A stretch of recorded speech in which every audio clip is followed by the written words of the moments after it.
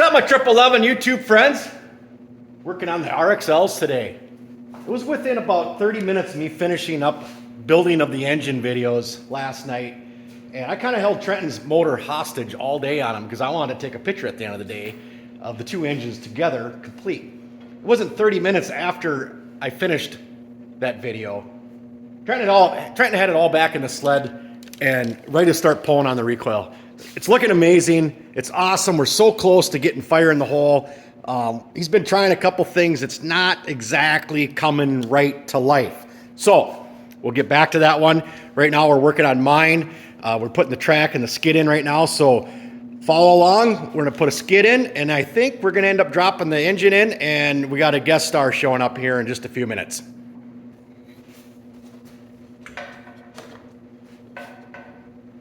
Pull the track out.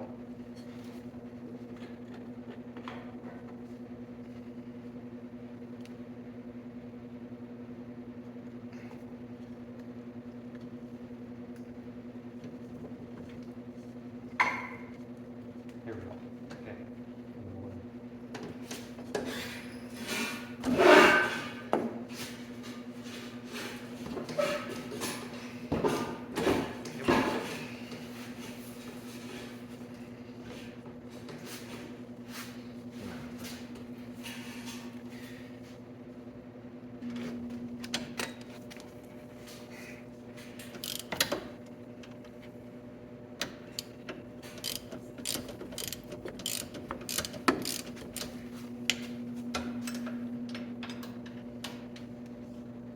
All right, so we ran into a small snag down here. This bracket right here, we got to pull out and do some grinding on there, and I'll show you why here in a couple minutes. All right, we got the part out that we need to do a little modifying on here. So right here, we need to grind a radius, a little bit better radius right here. So we're putting Fox shocks in this sled. So first we ground out here for the shock body, but we just realized that we got to grind some here because it was hitting the shock body. So Trenton's going to go ahead, buzz that on the belt sander, take care of that spot.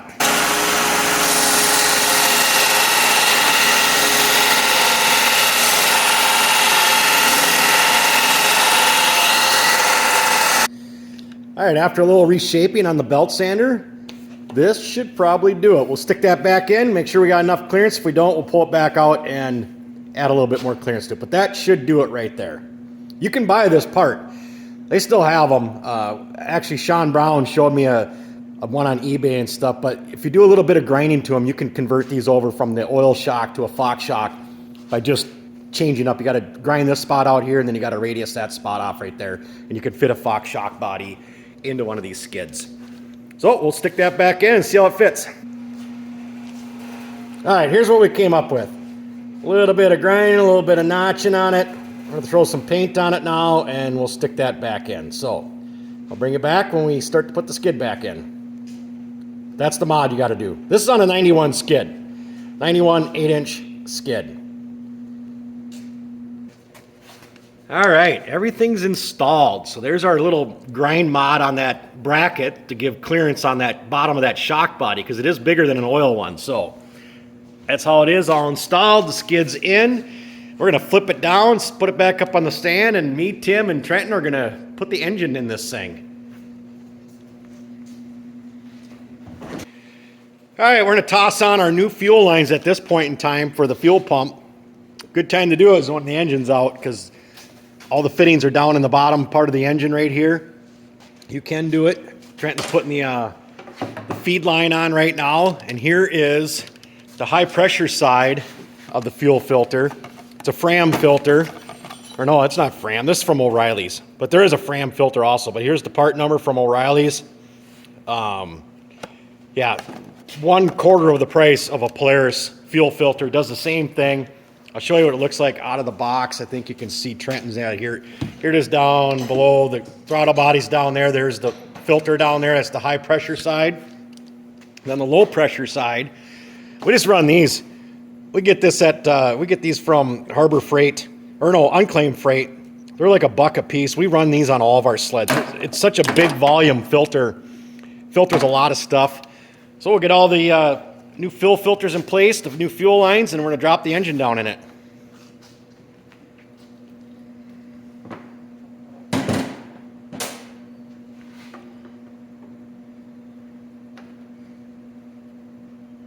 All right, it's engine time, folks.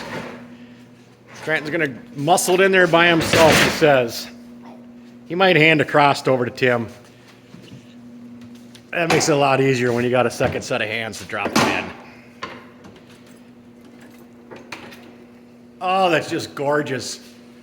3 redheads all together. Absolutely amazing looking.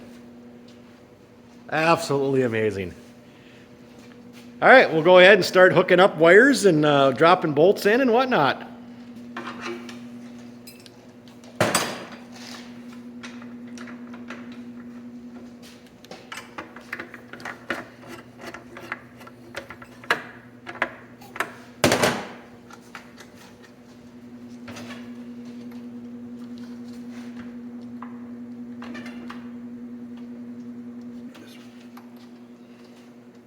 Sometimes them front motor mounts can be a complete fiasco trying to get that bolt to drop. Because you got to loosen up this bump stop right here.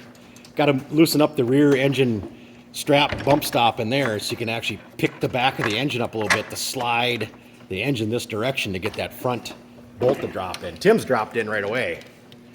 Trenton's doing a little struggle fest on his, but that's what you got to do is you got to kind of slide the engine back up that direction, get the bolt to drop in. And then you go back ahead and snug that snubber back up once you get your bolt to drop down. And then put your 2 nuts on back here. But you want to start in the front. Get your front ones dropped in, and then it goes a lot easier after that. It's true.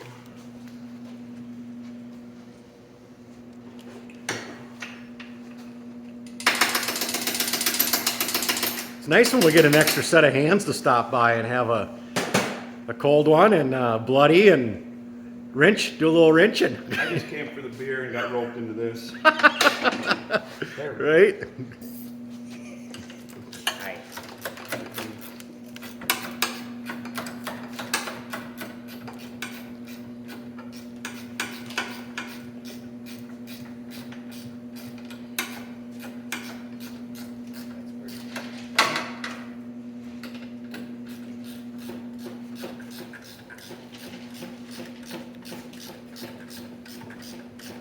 Isn't that amazing how clean this one is, all the originals?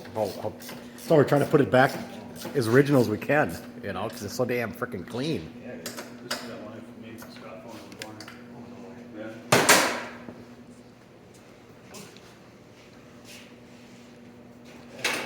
Yeah. Yeah. More there. Barely even any boot scratches. Somebody took very good care of it, though. It never seen salt. I mean, obviously, it never did. They went across the road once or twice. Yeah. That's about it. Yep. But yeah, for all the hardware up in the front, I took the shocks out and the bolts slid right out. And yeah, the toolkit. I should show this on the video. The frickin' toolkit's still in the plastic bag. Brand freaking new. Yeah, it's amazing. Absolutely amazing. 20 some years ago, 25. Oh, even more than that, 20, oh, great, 30 years, right?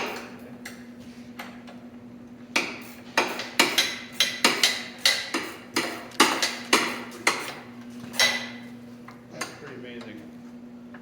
A lot of the freaking hose clamps and the freaking hoses and shit are still. Electric start? No. I think that was 94. 94, they offered the electric start and the reverse. I don't think in 91, the Rxl'S offered electric start at all. I don't know if they could do reverse with the chain case, could they? Not with this chain case, but they did have reverse in the early 90s. Okay. But yeah, it was a different type of chain case, was similar to that, but no. But they did have it. Well, I think I'll conclude the video here, everyone. We got the engine sitting down in it. Thanks to all Trenton's work this weekend. He just freaking knocked it out again. He's got that one damn near ready to run. This one's getting really close now. The engine's at least sitting in it. We had a couple visitors show up and help out a little bit. I got the bars on. Love these motocross bars. They look factory, but yet they give you just a couple inches of rise, about 2.5 inches of rise in the bars. And then you get about an inch out of that block too. So your cabling and all that stuff still works if you only go that little bit. So love it, love it, love it. Thanks for watching, everybody. It's been a great weekend. getting all the engines together and getting them actually in the sleds too. Pretty huge weekend. Thanks for watching, everybody. See you in the next one.